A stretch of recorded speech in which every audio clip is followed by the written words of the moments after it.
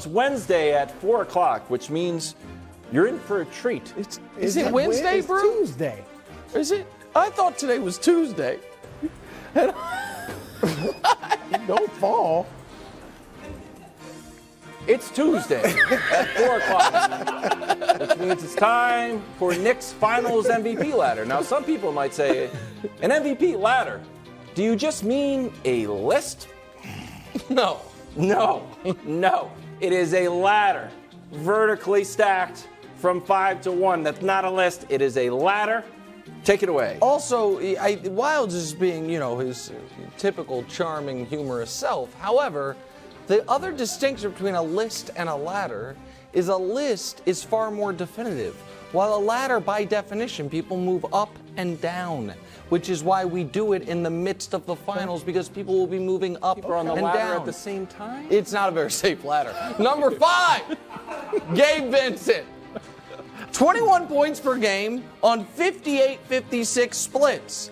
If he wins Finals MVP, Brew will be the first one to tell you, the first undrafted player ever to win a Finals MVP. Number 4, Jimmy Butler. And the fact that the Miami Heat have the series tied with Jimmy Butler not being one of the top 3 Finals MVP candidates shows you how well they've played as a team. Yes. Some would argue Jimmy's raw numbers don't even deserve a placement this high. However, his defense in Game 2 was exemplary, and his clutch offense at the end of that game helped seal the victory. And he, of course, was guarding Jamal Murray on what could have been the game-tying shot. He comes in at number 4. Number 3 is the aforementioned Jamal Murray. 22, 5, and 10 assists per game. Through 2 games, it is Jamal Murray, not Nikola Jokic, leading the Nuggets in assists. And those 20 assists go along with just 4 turnovers. And I understand he doesn't have the ball in his hands as much as the typical playmaker because of Jokic, but that's still a 5-to-1 assist-to-turnover ratio. Number 2, Bam. The only player on the Miami Heat that was great in Game 1 was Bam. He is playing in Game 2. He tried a little point center, a la Jokic, bringing the ball up, and I actually thought that was a good wrinkle and an important wrinkle. Here's the other thing. He is Miami cannot survive without him on the court if Jokic is on the court. He is, because they do not have any depth at the center position, and in Game 2, he stepped to the free throw line with 45 seconds left of a 3-point game in the finals on the road and calmly hit both. And at number 1, clearly, Nikola Jokic. Because the series is tied, we don't yet have to worry about who's winning, what player has been the best. He had 27, 10, and 14 in Game 1, 41, 11, and 4 in Game 2. He is averaging 34, 10, and 9 on 60%. And his defense, while I thought in Game 2 he had some rough moments, has been far from some massive liability. Right. He's been the best player in the series thus far. There is your Finals MVP ladder, Mr. Broussard. Okay, you have the 5 guys, right? I mean, that's pretty, obvious when you look at the numbers and stuff. But I'm about to prove that all this slander I'm receiving for stating a fact that some of these players for the Heat are undrafted is hogwash. And I'm a believer in these guys, all right? I am moving Gabe Vincent up to 3rd. Jamal Murray's 4th. Jimmy Butler is 5th. And here's why. Jamal and Butler have both had, they haven't been bad in any games. Jimmy wasn't really good in Game 1, and Jamal wasn't that good. He was okay in Game 2. Didn't give them what they needed. Gabe Vincent, on the other hand, has had 2, for him, great games, but just very good games overall. He leads the series in threes with 9, and as big as a 3-point shot is in this series, and particularly for the Heat, it's huge for the Heat. That could determine the series, how well they shoot from 3. I got to move Gabe Vincent up to 3rd. A lot of times, we just want to give the best players, we want to find a way to give the best player, the star, the Finals MVP, but I hearken back to Andre Iguodala, Cornbread Maxwell, and Larry Bird's first Finals. So right now, Gabe Vincent should be in the mix. I got him 3rd. 2 MVPs and a Finals MVP. Remember we went over that list? Yeah. I brought it back. Kareem, Jordan, LeBron, Wilt, Magic. Wow. There it is. What Bird, a Moses, list. Giannis, Steph, Yep. and Tim Duncan. Now, let's just say you weren't, I don't know, a huge fan of Joker getting back-to-back MVPs. Correct. But if he got this Finals MVP, 2 questions. Yeah. Would you look at his 2 MVPs differently, since it felt like one of the knocks on it was that he didn't have playoff success, and now that he did? And are you comfortable with him amongst that group? Yeah. Again, I hate to really restate the point, but the first MVP I thought was close. I said I would have given it to Chris Paul, and I didn't like it. That's fine. I understand my Chris Paul vote would have been out of the mainstream. I think he got 3 first-place votes by the actual voters. Last year's was the one that I thought was egregious because he hadn't had the playoff success, because they were the 6th seed, because we were breaking all these rules. Now, if we reverse, if he had this finals run and then won a second MVP, yeah, I would have felt differently about it. But that's what NBA history had been.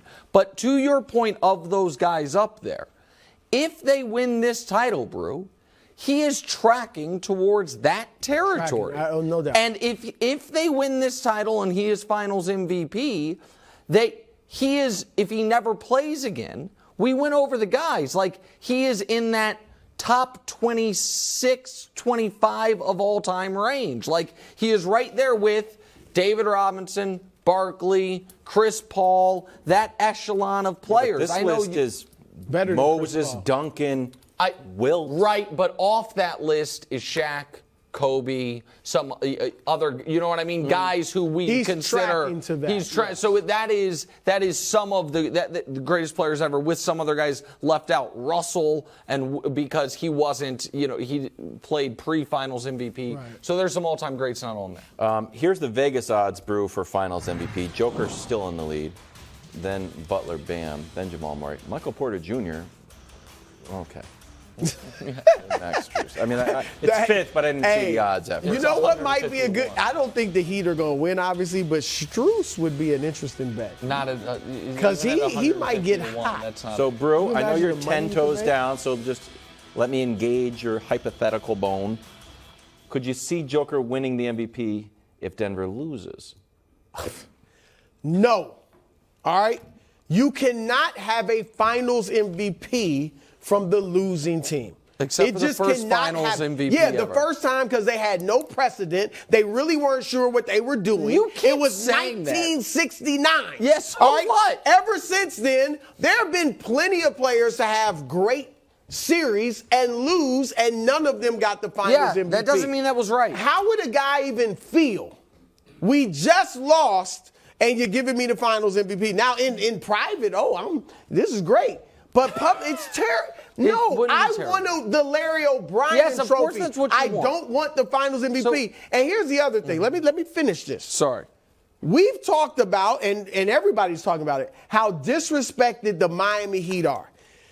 What a form of disrespect would be greater They've said they don't than if they win the championship and for the first time in 54 years, they don't get the Finals MVP? So that would be shameful. But secondly, Yeah. it would be disrespectful to all the guys I mentioned that I said have had great series, especially what comes to mind is LeBron. In 2015. But carrying that team to 6 games, why didn't we give it to LeBron? Well, that was a mistake. Why did we give it to? No, it wasn't 4 a mistake. of the 11 had it right. This is not an 82-game season. This is 7 games. Yeah. It's 2 weeks, and it goes to the winner. Okay, bro. Period. I have a question for you. Engage me in this hypothetical, okay? Yes. If we had a 7-game series that was won by 1 point on a buzzer beater, and all 5 starters on the winning team averaged 20 points each, and one guy on the losing team averaged 60 points a game, and his team lost a Game 7 at the buzzer, and everyone on the winning team was 20 points per game, would you be okay with that play? I'm just First of all, the chances of that happening are nil. Can you instruct the witness to answer the question? That I am asking. What if a guy bats 578 for a season? But his team was bad. Could he win the MVP? Yes, that is what I'm asking.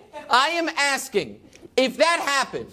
Would you be okay? In that sense, scenario. No, because somebody on that winning team was more valuable would have emerged. than the guy who averaged 60. Somebody on that winning team would have separated himself from his teammates. 100 points. You gotta give it to him. Here's the thing. Give me something realistic. Okay, No, it's got to go to you're the winner. Just saying it has to go to a winner, even though, of course, the first one ever went to a loser. And your response there is they didn't know what they were doing. And it was 1969. So a lot of stuff went crazy in the 60s. I might tell you that they actually had it right. And so I've done this project. How many finals MVPs I think they got wrong? Typically, it's they gave it to the wrong winner. Wes Unseld won it with 9 and 11 when Elvin Hayes averaged 21 and 11, and it was wrong. There were some of those because they're giving it to stars. Or I thought there were a few that I think they got wrong that they just got wrong. But it's not just numbers. But I understand that. I thought Kareem deserved it in 1980 over Magic, but Magic had the great game. That was the best game ever. And so, maybe. whatever. Set it aside. It's not like this would happen a lot, is my point. Jerry West, so if Jerry West got it in 69. Kareem, I think, should have gotten it in 74 over Havlicek. I obviously think LeBron, and by the way, 4 of the 11 voters agree with me. LeBron should have won it over Iggy in 2015. So that would be in all of NBA history. 3 times we would have given it to someone on the losing team. 3 times. I am saying, even as, one of the preeminent LeBron fans and analysts and Joker skeptics, if this series continues on this track, where no one on the Heat averages more than 21 a game, and Joker has these unbelievable games, but the Heat win, I would be okay with it. Okay. If it goes 6 or 7. How do you think the Heat would feel? I'm not, you know what, Brew? I'm a facts, not a feelings guy. I'm not that worried about their feelings. I'm shocked feelings. that you are disrespecting the Heat like that. I'm not disrespecting the Heat. It would be disrespectful. No, it would. Unless you can give the Finals MVP to Heat culture or Eric Spoelstra. Give it to Jimmy. If the numbers aren't there, you give it to Jimmy. Somebody's going to do. They're not going to win if nobody's putting up decent numbers. If we had a playoff MVP, that'd be different. But the best player is not always on the team that won. Okay. Flatly. There you go. Nick Wright. Banging the table for Joker to win the MVP. I'm just here for fairness. Save your criticism. I'm just here for Mr. fairness. Consistency. It's about winning. That's what the other trophy's for the winner. That's a good point. They have 2 of them. Thanks for watching. Subscribe here to get more from the show and to check out clips from other shows on FS1.